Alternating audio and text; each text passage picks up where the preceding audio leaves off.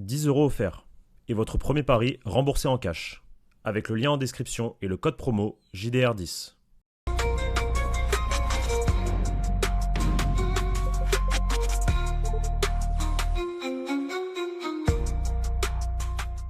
Bonjour à toutes et à tous les amis et bienvenue sur la chaîne YouTube du Journal du Real. Et quand il y a Koda, quand il y a Teddy, c'est que ça va parler Brésil, mais cette fois-ci, on va parler d'un des petits chouchous officiels de Teddy. Voilà, moi ça me vanne sur Bellingham, maintenant je balance. C'est qui les chouchous des chroniqueurs ici au Journal du Real. On va parler de Rodrigo parce qu'il traverse une situation assez particulière et ça soulève pas mal de questionnements quant à la gestion du Real Madrid et d'Alvaro Arbeloa concernant le Brésilien qui était potentiellement le meilleur joueur du Real Madrid sur le mois de décembre, fin décembre, qui va se blesser malheureusement. Il fait la Supercoupe. J'ai un trou. Oui. Oui, Oui. il fait la super coupe. Oui, il fait la Supercoupe. C'est après. Il est blessé pour Albacete. Il est blessé Non, pour il est là, Albacete. il se blesse contre l'Atlético, il est incertain pour la finale contre C'est Barcelone. ça. Mhm. Mais il est là, finalement. Exactement. Et donc on va discuter de ce retour de blessure où bizarre, ça joue pas contre Villarreal 0 minutes, ça rentre en cours de match ensuite contre Benfica et ça rentre, oui ça rentre contre Benfica. Oui, ça rentre en cours de match contre Benfica quand il faut aller chercher le score. Et ça rentre en cours de match contre nos amis le dernier match. Et frérot, j'ai un trou de mémoire de fou. C'est incroyable cette intro. Ça joue pas contre Monaco, je crois aussi, hein. Ça joue. Oui, mais il est pas dans le groupe. Lui, Il est donc pas un c'est gros. toujours pour la blessure. Et contre le Rayo, pardon, où il rentre là aussi en cours de match, mais c'est le dernier à rentrer à chaque fois. Enfin bref, on se demande ce qui se passe avec Rodrigo. Et justement, Teddy, on a pu essayer un peu d'avoir des infos, mais on est surtout là aussi pour discuter de toute cette situation qui va aussi concerner directement ou indirectement un autre joueur sur lequel on va discuter, qui est pour le coup un Argentin, la concurrence de Rodrigo sur ce poste d'ailier droit. Monsieur Franco Mastantuono, comment ça va, Teddy? Bah écoute, ça va très bien. Ravi de te retrouver pour parler en effet Brésil, même si mon chouchou numéro un aujourd'hui n'est plus Rodrigo, hein. C'est qui? Bon, c'est Raúl Asensio. Ah, Monsieur Raoul. Monsieur Ah Raoul. oui. Ah, moi, je l'assume totalement. C'est mon nouveau petit chouchou. Même plus que Rodrigo, parce que Rodrigo en soi, je l'aimais bien, mais bon, je le défendais parce que j'avais certaines choses que je savais, mais Raoul, moi, Raoul, j'aime beaucoup. Ok, très bien, très bien. Bon, désolé, ça sera pas le sujet de cette vidéo. Tu avais fait une excellente vidéo Oh. sur Dino Hussein, Raoul Asensio la dernière fois sur la chaîne YouTube. Justement, c'est le moment de s'abonner, les amis, de mettre le petit like, de mettre en commentaire, de réagir à ce qu'on va pouvoir discuter avec Teddy aujourd'hui. On va parler Rodrigo Mastantuono, vous l'aurez bien compris. Teddy, tu étais aussi présent au stade. Le temps que j'aille chercher ma surprise, que j'ai oublié de mettre à côté de moi, est-ce que tu peux répéter ce que tu en as parlé dans le live, dans la libre antenne? Mais brièvement, je connais tes monologues, mais Mhm. brièvement, ton ressenti vis-à-vis du match contre le Rayo et notamment par rapport au Bernabéu et par rapport aux joueurs. Je vais chercher la surprise. Voilà, bah, va chercher ton Oli, voilà.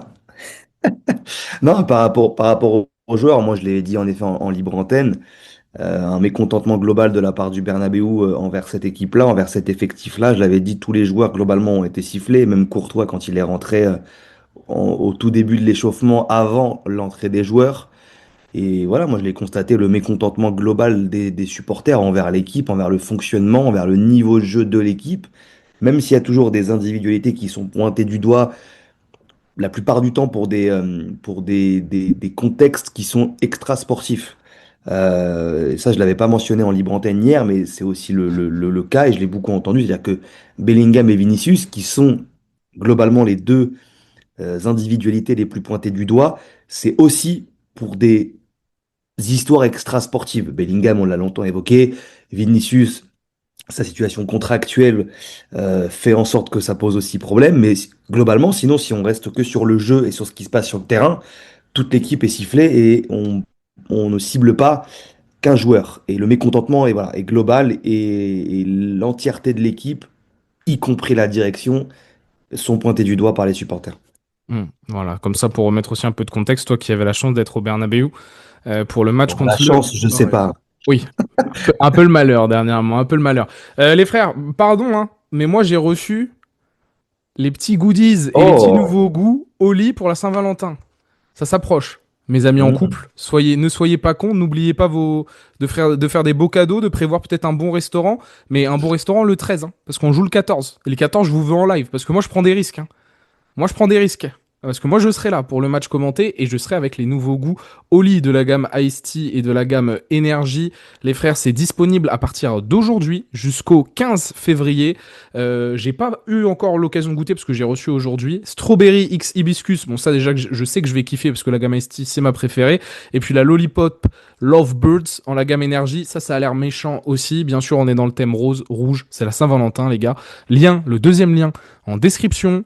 Vous allez vous choper du Oli pour la Saint-Valentin, c'est un beau cadeau à faire à votre copine. Bon, je sais pas, prévoyez peut-être une bague aussi avec ou quelque chose. Mais vous avez aussi les petits stickers qui sont franchement très sympas, ça Alors, peut mettre moi, ça dans le décor. moi j'offre ça à ma copine, elle me dit gentiment d'aller me faire foutre, hein, frérot, je te le dis gentiment. Ah, mais aide-moi à vendre le produit aussi. Non mais allez vous choper du Oli, JDR 5 pour toute première commande, 5 euros de réduction et JDR tout court pour 10% de réduction pour nos amis habitués, ça soutient énormément la chaîne, foncez. Allez, j'ouvre le gros sujet après cette intro assez longue. Teddy, qu'est-ce qu'on pense de la situation de Rodrigo, qui a vécu un début de saison cauchemardesque sous Xabi Alonso, une fin de saison cauchemardesque sous Carlo Ancelotti, qui est pourtant revenu sur le devant de la scène des joueurs du Real Madrid durant le mois de décembre, en enchaînant les titularisations, en enchaînant les bons matchs, Manchester City ou d'autres ensuite. Il a enchaîné une série de passes décisives, redevenu un joueur, un élément important. Et là, la blessure qui tombe au pire des moments. Il faut aussi remettre du contexte parce que c'est l'intronisation d'un nouvel entraîneur. C'est Xabi Alonso qui a remis sur selle Rodrigo. Arbeloa arrive. Avec Arbeloa arrivent les statuts, le retour à l'ancienne. Et donc cette blessure va ne pas aider le Brésilien qui, moi, ça reste une zone d'incompréhension totale, n'est plus titulaire depuis Arbeloa et c'est un Franco Mastantuono qui lui est préféré. Oui, si on veut remonter même chronologiquement depuis le début de la saison, Mastantuono jouait en début de saison. Ouais. Mastantuono jouait sous Xabi Alonso. Quand Mastantuono a eu son problème de pubalgie, Xabi Alonso a remis tout de suite Rodrigo en place contre Manchester City et il l'a fait enchaîner. En soi, c'est ce que voulait faire Xabi Alonso depuis le début. Problème qu'il y a, et on va développer là-dessus, c'est qu'encore une fois, on parle beaucoup des statuts dans ce club, de Vini, de Mbappé, de Bellingham, de Valverde, de d'autres. Et il y a un nouveau statut qui est arrivé l'été dernier qui s'appelle Franco Mastantuono et qui, semble-t-il, aurait conclu, enfin, quand je dis aurait, c'est pas lui directement, hein, évidemment, c'est ses agents avec le club au moment des accords et de la signature de contrat, aurait quelques arrangements et quelques clauses qui obligeraient, encore une fois, l'entraîneur à le titulariser un certain nombre de matchs sur une saison. D'où le fait également qu'il a mal pris sa non-titularisation lors du dernier Classico, enfin du premier Classico de la saison en championnat au Bernabéu, où justement Xabi avait préféré mettre Camavinga devant avec Arda Güler Bellingham. Il me semble que c'est ça qu'il avait fait Xabi Alonso sur ce match-là, hein. Il avait Arda fait Güler, Camavinga, Bellingham, ouais, et Camavinga dans et ce poste un peu Kamavinga. dévié. Ouais. Voilà. Donc voilà, le Franco Mastantuono l'avait très mal pris. Malheureusement pour lui, heureusement pour Xabi, derrière il avait eu cette blessure qui l'avait éloigné des terrains quelque temps.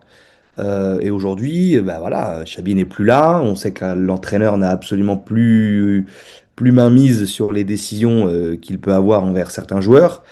Et que oui, Mastantuono, bah, pour le club, je pense, représente un avenir plus que Rodrigo.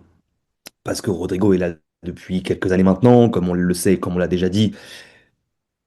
Ça dépend dans quel camp et de comment on se place. Soit on lui a jamais vraiment laissé sa chance et jamais vraiment on l'a mis au premier plan, soit il a jamais su saisir vraiment sa chance quand il l'a eu. Chacun interprétera et choisira dans quel camp il est, mais quoi qu'il en soit, il n'a pas fait l'unanimité au Real Madrid, comme Vinicius a pu le faire à un moment donné, comme même Bellingham dès sa première saison, etc. Donc il est un peu dans le flou. Donc aujourd'hui on mise sur Mastantuono et il y a quelques accords, il y a quelques relations aussi que Mastantuono a, notamment avec Jude Bellingham. On l'a vu même aujourd'hui sur les avant-matchs, les reconnaissances terrain de Bellingham et de Mastantuono. On l'a encore vu contre le Rayo ce week-end dernier. Bellingham d'ailleurs se touche la cuisse, il est avec Mastantuono. On voit même si vous rentrez dans le Bernabéu, Sur la boutique du club, vous avez des grands posters de Mastantuono et de Bellingham côte à côte pour faire la promotion de leurs crampons Adidas, etc. Donc il y a une grosse campagne de com aussi à ce niveau-là des deux joueurs qui s'entendent très très bien dans la vie sur le terrain, à l'entraînement et dans la vie extérieure, dans la vie extérieure au Real Madrid, mais ça je ne développerai pas là-dessus. Mais quoi qu'il en soit, on a un Mastantuono qui doit jouer, encore une fois, et qui, oui, passe devant Rodrigo parce que Rodrigo, voilà, c'est le bon samaritain, j'ai envie de te dire. Que lui, comme je l'ai déjà dit plein de fois, même avant que Mastantuono arrive, il préfère être sur le banc du Real que titulaire dans un autre club, parce qu'il aime le Real Madrid plus que tout, parce que peut-être que voilà, il a pas ce mental-là pour taper forcément du poing sur la table. Il a essayé de le faire parce qu'il y a un moment donné, et je sais que Pablo lui en veut pour ça, avant une finale de Ligue des Champions il y a quelques années, où son clan l'avait poussé à passer une petite gueulante parce qu'ils estimaient que c'était pas normal le traitement qu'il recevait à ce moment-là et qu'il n'était pas forcément évalué à sa juste valeur. Donc voilà. Mais Rodrigo, c'est un mec gentil, c'est un mec qui, bah, c'est con, hein, mais qui dira rien, qui continuera de s'entraîner, qui, voilà, qui s'assiera sur le banc, il fera pas trop de vagues, il aura le seum, parce qu'il est conscient, il a conscience de tout ça, mais il fera pas de vagues. Il fera pas de vagues, au contraire de Mastu, voilà, on l'a vu, il arrive au club, déjà il joue pas un classico, il gueule. Et il fait beaucoup de bruit dans le vestiaire. La preuve en est, même Brahim avait dû le remettre un peu en place à ce moment-là. Parce que je crois que c'était Brahim C'est qui était ça. même rentré à sa place aussi sur le match. Donc voilà. Donc on en est là aujourd'hui avec Rodrigo. Euh, Moi, j'ai pas d'écho sur ce que veut faire le club de lui. Le concernant, pas trop en dire non plus pour l'instant. Mais voilà, il y a un malaise autour de ça parce que encore une fois, il y a des joueurs qui doivent jouer et qu'il n'y a pas d'entraîneur pour mettre de l'ordre, que Xabi a essayé de le faire, parce que du coup, maintenant il y a des choses qui se savent, maintenant, tu sais, Xabi n'est plus là, donc maintenant, il y a des langues qui se délient un peu à droite, à gauche, et on en sait un peu plus sur plein de sujets chaque jour, ça revient à nos oreilles, d'autant plus moi, qui, vous le savez, sur la chaîne, avait pris une position qui n'était pas du tout la bonne, et j'avais un écho qui me disait, etc. Bref, donc tout ce qu'on me dit maintenant, c'est des choses que je ne savais pas du tout, et ce qu'on ne me disait pas depuis le début de la saison. Et voilà, bah, voilà. Sur Voilà, Rodrigo?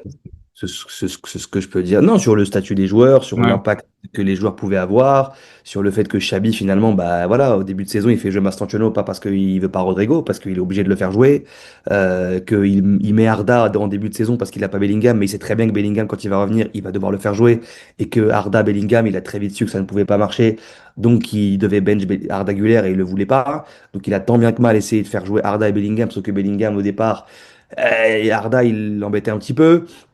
Donc voilà, c'est plein de micmacs comme ça à droite et à gauche.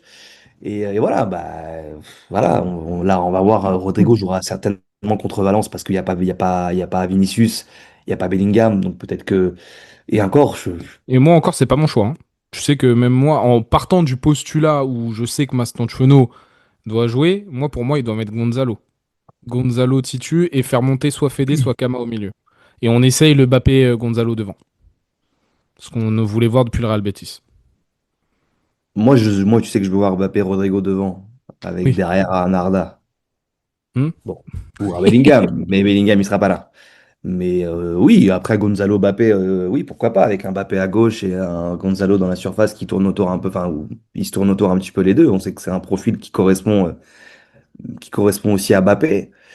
Mais oui, non, je suis même pas sûr que Rodrigo joue ce week-end, hein. Donc, si je te résume un peu le truc. Moi, j'ai une interrogation. Pour moi, Rodrigo, il est le meilleur joueur offensif, ou presque, avec Kylian Mbappé du mois de décembre. Il Mhm. se retrouve blessé au pire des moments. Mastantuono, il s'avère qu'il fasse une excellente rentrée contre Levante, puis il enchaîne des bonnes titularisations contre Monaco, Villarreal. Il fait un match cataclysmique contre Benfica, il fait un match cataclysmique contre le Rayo Vallecano. Je répète, hein, c'est seulement 2 passes progressives, c'est un dribble réussi sur 7. Mastantuono, c'est 0 tir tenté, et sur 31 passes, c'est 23 passes vers l'arrière. L'une des rares passes vers l'avant, c'est celle où Jude Bellingham se blesse. Voilà, si vous voulez qu'on se marre un peu. Voilà les dernières performances de Mastantuono. Il n'y a aucune décision sportive qui justifie que Mastantuono soit titulaire alors que Rodrigo a décidé de bien vouloir jouer à droite. Au début de saison, Tu dis que Xabi était obligé de le faire jouer, mais il y avait aussi cette volonté de Rodrigo de jouer à gauche. On est d'accord. On lui a dit qu'il y avait une concurrence à gauche, qui pouvait concurrencer Vinicius. Mais il y avait cette volonté Oui. de Rodrigo de ne plus jouer à droite. Donc il y avait une place de libre à droite. Et moi, je préfère faire jouer Mastantuono que Brahim. Donc sur le début de saison, moi, je comprenais potentiellement le choix de Xabi. Je voyais aussi l'intérêt sportif de par son jeu de pression, etc. Mais on voyait aussi toutes les lacunes de Franco Mastantuono, qui n'a que 18 ans, techniquement, notamment sur ses prises de balles et ses non-différences, où il a un style de jeu qui se rapproche plus d'un certain Marco Asensio qu'un Vinicius Junior, hein, qu'on soit bien d'accord sur ça. Pour l'instant, en tout cas, que son pied gauche a toujours rentré à l'intérieur et allé vers l'arrière. Mais moi, ce que je comprends pas, moi, c'est Villarreal, il joue 0 minutes, Rodrigo, c'est un mystère. Ne pas le titulariser contre Benfica, c'est un mystère pour moi.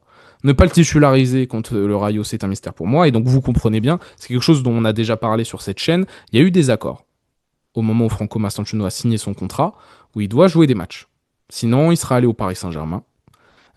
Sinon, il serait pas arrivé à l'été, potentiellement plutôt l'hiver aussi, Franco Mastantuono. Il y a des objectifs de Coupe du Monde. C'est un joueur dont l'Argentine mise énormément pour la relève de Lionel Messi, que ça passe par le marketing, la com ou autre. Mastantuono, c'est le projet du Real, mais c'est aussi le projet argentin. Pour plein de raisons. Mhm. Et donc, moi, ce qui m'inquiète encore plus, c'est qu'encore une fois, le sportif, qui n'est peut-être pas la priorité d'en haut, n'a pas l'air d'être la priorité non plus sur le terrain. Et là, on rentre dans un truc où moi, ça m'insupporte. Euh, que Franco Mastantuono ait ce totem d'immunité, en plus, ça va lui poser des problèmes à lui et à son image. À mon Mhm. sens. Déjà que c'est Mais, un joueur qui peine à s'imposer, qui peine à faire l'unanimité chez les supporters, même si moi je suis dans le train Mastantuono, je pense que c'est un vrai bon joueur de foot et qui va pouvoir nous surprendre sur la durée. Moi, ça me gêne foncièrement ce qui se passe avec mhm. Mastantuono et Rodrigo, et je trouve ça hallucinant qu'on ne laisse pas le choix. Alors Arbeloa, voilà, on sait ce que ça donne. Hein. Il y a pas de, il fait ce qu'on lui demande, mais c'est quand même vachement inquiétant. Excusez-moi, sur le principe. Mais moi, c'est pour ça que moi je pense pas que ce week-end ils mettent Mbappé Gonzalo parce que si Là, tu comme il remplaces doit Vini par Gonzalo pour moi. C'est tout? ouais mais non parce que il va remplacer un statut par un autre statut. Bah, c'est qui alors qui peut jouer? Bah, pour moi c'est Rodrigo logiquement. Pour moi c'est Rodrigo qui arrive après ou Ah, mais il même m'a l'air Brahim. d'être dernier dans la hiérarchie, parce qu'il fait rentrer Brahim maintenant avant. Faire rentrer Ouais, Brahim, on est de retour à la case départ pour Rodrigo. bah non, oui, voilà, donc il mettra Brahim. Moi, c'est Brahim, plutôt. si on se fie à ses changements contre le Rayo, il mettra Moi, pour moi, Brahim. c'est Brahim qui remplace Jude et Gonzalo qui remplace Vini. Tu joues avec Güler, Ah, Tchouaméni, Brahim, et tu joues avec Bappé, Gonzalo. Bappé à gauche quand t'as le ballon, Bappé dans l'axe quand t'as pas le ballon et c'est Gonzalo qui défend. Et tu joues avec Mastantuono à droite. Et je pense que Rodrigo va encore être benché, moi. Enfin, en tout cas, alors c'est l'occasion je parfaite de le sais pas, relancer. mais oui, oui, enfin voilà, tu l'as dit, il y a des accords, il y a des enjeux. Comme tu l'as dit, c'est Masturtono, il avait repris le. Mais Rodrigo, il doit être titulaire tous les jours, t'es dit, on est d'accord. Enfin, Oui, là, depuis. À partir du moment où il est plus blessé, c'est-à-dire que Monaco, il est pas dans le groupe, c'est de la précaution, très bien. Villarreal, il est disponible. Qui ne débute pas, pourquoi pas? Tu vois, sur le papier, parce que tu prends des précautions avec la blessure. Mais normalement, Rodrigo, c'est titulaire indiscutable, avec les dernières choses qu'il nous a montrées.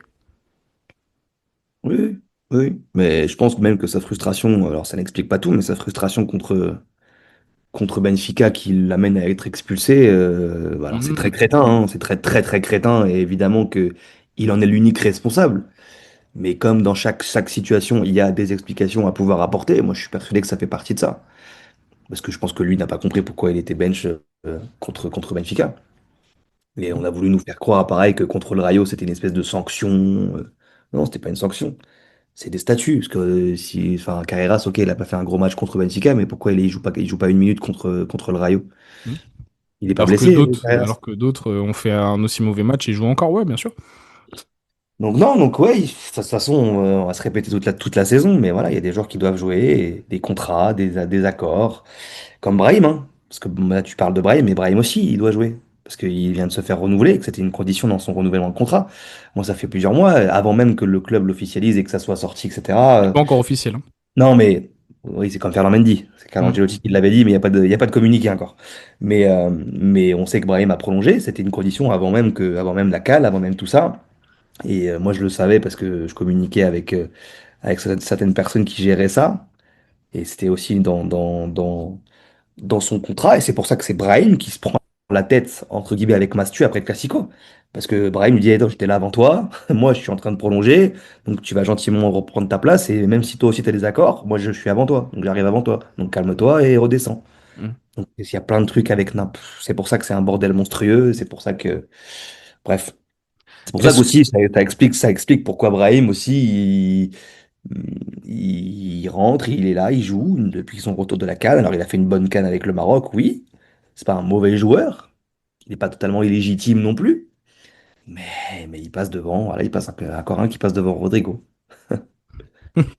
et le malaise de Rodrigo, il va sans doute aussi y avoir des conséquences peut-être sur le prochain mercato. En tout cas, moi, ça me laisse penser que bah, y a un joueur avec qui t'as pas d'accord, il y a un joueur qui t'a fait défaillance aussi pendant 6 mois, hein, sportivement.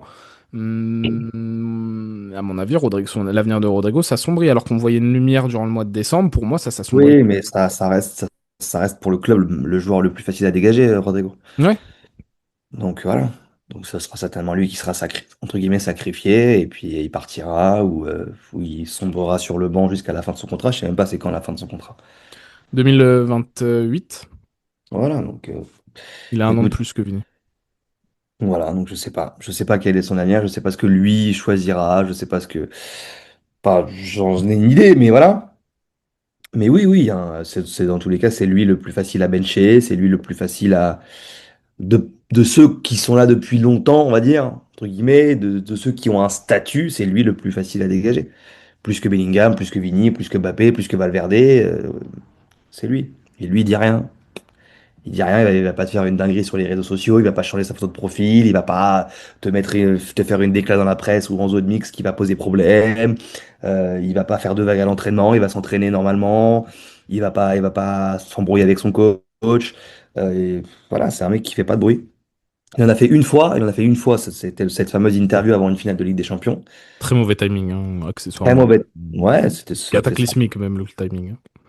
c'était le timing que lui avait conseillé son entourage. Il Et faut changer d'entourage. bah oui, mais l'entourage, on connaît. Enfin, bref, voilà. Mais voilà. Donc, c'est un joueur qui fait pas de bruit, donc il se permet de faire des choses qui ne se permettraient pas de faire avec d'autres joueurs parce que les caractères sont pas les mêmes. Hmm. Ok. Bon, mais ça permet de mettre aussi un peu en perspective et de comprendre la situation sportive du Real Madrid, bloquée aussi par des statuts en termes de stars, mais aussi par des statuts de contrat. Et il y en a Et, qui bah, en font les frais. et Mbappé veut jouer avec Rodrigo. Donc pareil, ça montre que Mbappé contrôle tout, Mbappé décide de tout. Non, parce que Mbappé, moi je te le dis, je l'ai dit depuis longtemps d'ailleurs, il veut jouer avec Rodrigo.